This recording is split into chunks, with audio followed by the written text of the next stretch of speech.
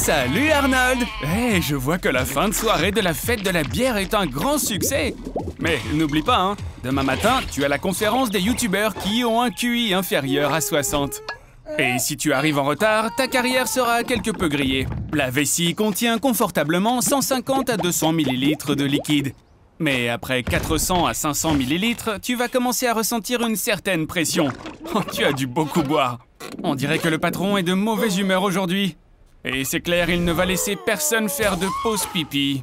Le liquide est d'abord absorbé par les reins. Ensuite, il descend par l'urètre dans la vessie. Tu dois te sentir un peu stressé, Arnold, car maintenant, tu vas devoir retenir ton urine avec tes muscles. Je te recommanderais de ne pas rire, Arnold, ni même d'éternuer, ni même de tousser. Tout ce genre de trucs pourrait affaiblir tes muscles et tu pourrais commencer à, avoir des fuites. Si tu te retiens longtemps, les parois de la vessie peuvent s'étirer, ce qui te permet de retenir encore plus ton urine. Mais cela peut être assez dangereux. Les bactéries et les acides présents dans ton urine peuvent remonter jusqu'à tes reins et provoquer des cystites et des pyélonéphrites. Arnold, il semblerait que tout le monde approuve ton mécontentement vis-à-vis de la politique de l'entreprise. Allez, Arnold! Je sais que tu peux te retenir encore un peu. Encore une 50aine d'entretiens et ensuite tu seras libre. Eh bien voilà, c'est terminé. Il est temps de rentrer à la maison. Et Arnold, je te conseille de ne pas faire de mouvements trop brusques. Parce que si ta vessie est aussi pleine, elle pourrait éclater. Bravo, tu es presque arrivé à la maison! Maintenant, il ne nous reste plus qu'à affronter l'heure de pointe. Déplace-toi très lentement. Oh non, on dirait que ton voisin arrive, Arnold. Tu sais, c'est le type qui aime faire un gros câlin aux gens quand il voit quelqu'un. Ah, ça, c'était pas bon.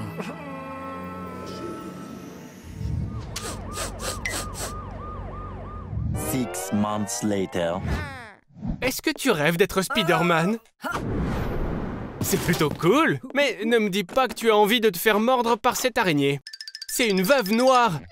Le poison de cette araignée est 15 fois plus fort que celui d'un serpent à sonnette. Heureusement qu'elle n'a pas pour habitude d'attaquer les gens, sinon tu le regretterais. Attends, Arnold, t'as quand même pas avalé l'araignée. Le chemin vers l'estomac à travers l'œsophage est comme un toboggan à pente raide avec une piscine d'acide chlorhydrique au fond. Et cet acide neutralisera facilement le venin de l'araignée. Si tu aides l'araignée sur son trajet avec un verre d'eau, elle atteindra l'estomac en seulement 2 secondes. Mais sans liquide, sa chute prendra 9 secondes. Et elle aura tout le temps de te mordre. Tiens-toi prêt! Le venin de la veuve noire contient la neurotoxine alpha-latrotoxine. Lorsque tu es mordu, cette neurotoxine se fixe sur les récepteurs des cellules nerveuses et provoque un afflux de calcium. Cela libère des hormones qui provoquent des convulsions et des paralysies. Arnold, c'est les super pouvoirs que tu voulais, n'est-ce pas? Maintenant, tes abdominaux pourraient supporter un marteau de forgeron. Et que dirais-tu d'une érection de 4 heures? Ou des yeux qui sortent de leur orbite? Mais d'une certaine façon, tu ressembles plus à un super méchant, Arnold. Heureusement, seuls 5% des adultes succombent au venin de la veuve noire. Après 12 à 48 heures du plus terrible des tourments, l'effet du poison s'arrête.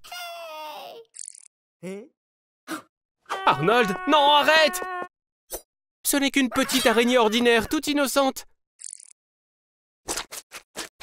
Un nouveau dentifrice au goût de burrito?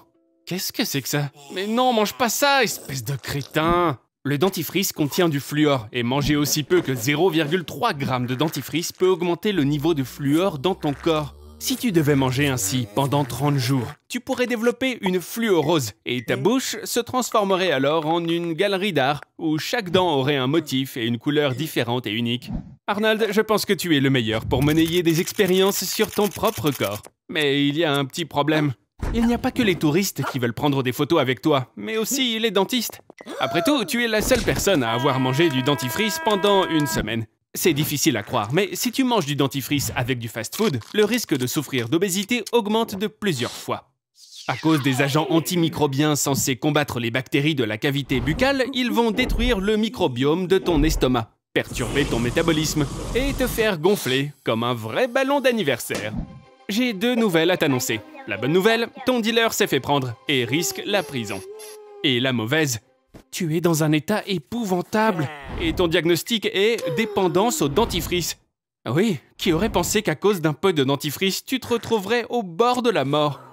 Maintenant, une longue et sérieuse rééducation t'attend. Le triclosan est une substance contenue dans certains dentifrices qui peut assommer ton système nerveux à partir d'un seul tube. Tu sentiras tes membres s'engourdir et des frissons parcourront ton corps sans s'arrêter. Mais il sera probablement hors de question pour toi de courir car les neurotransmetteurs perdront le contrôle de tes muscles. Arnold, il est temps d'arrêter avec le dentifrice. Et il existe une méthode vraiment efficace. Une réinitialisation de ton corps. Voilà, tu es comme neuf maintenant. Et c'est parti! Voyons comment ça s'est passé. Arnold, si c'est toi, gargouille 3 fois. Agite maintenant ta nageoire. Ok, tourne autour. Fais un backflip.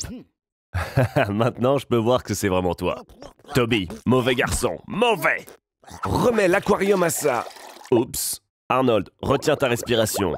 Tu vas mourir si t'inhales des sucs gastriques. Nous avons 7 secondes pour pomper tous les acides de l'estomac pendant que tu te déplaces dans l'œsophage. T'es tombé dans les pommes? Tout comme un vrai piranha. Lorsqu'ils sont en haut fond, ils peuvent facilement vider une vache entière en seulement 10 minutes. Mais au moment où le piranha est seul, il s'évanouit au moindre bruissement. Les poissons ont besoin de beaucoup d'eau fraîche. Par conséquent, on va remplir les 4 litres de ton estomac avec ça. Ici. Petite collation, le régal préféré de Toby. Mais fais attention aux dents. Une morsure de piranha est plus forte que toute autre créature sur Terre, y compris les dinosaures. La dernière chose que tu voudrais en ce moment, c'est un trou dans l'estomac. En fait, j'ai un plan. Toby, ouvre la bouche et essaie de repousser Arnold.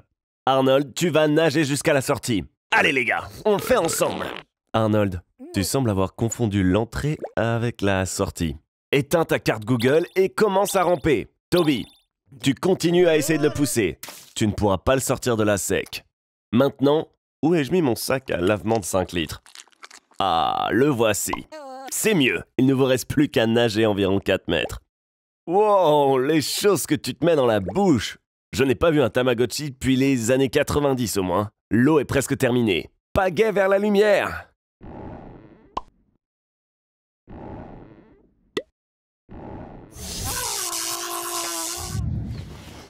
Alors, comment tu te sens?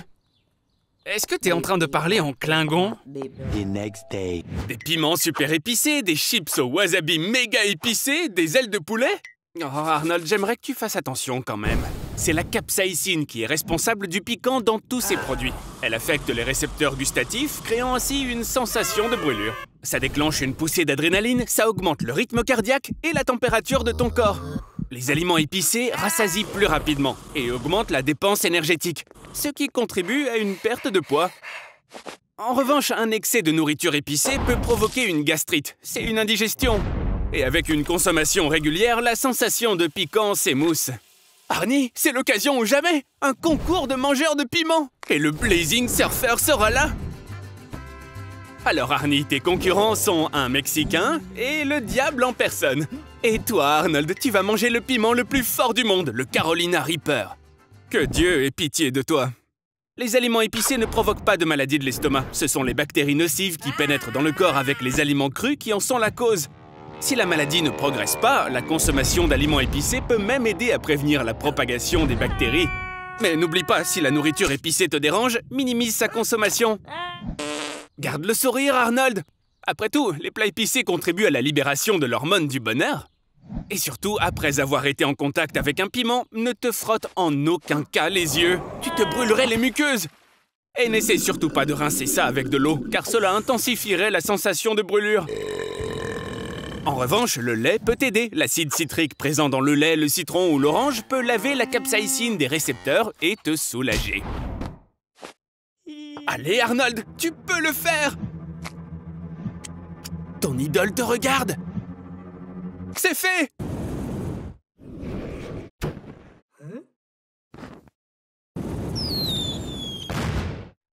Tu ressembles à rien du tout.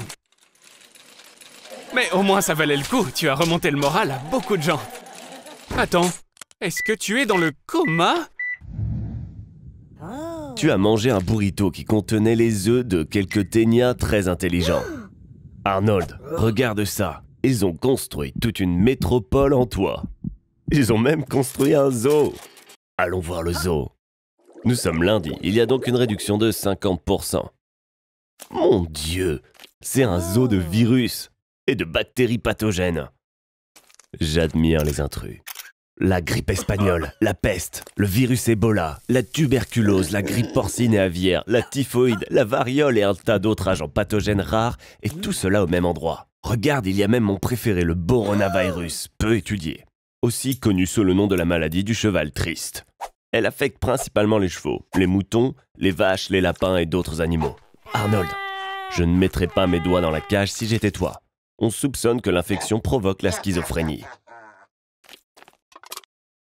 Arnold, malheureusement ton estomac te fait mal à cause des parasites. Regarde, ils construisent une autoroute dans tes intestins, un parc aquatique dans ta vessie.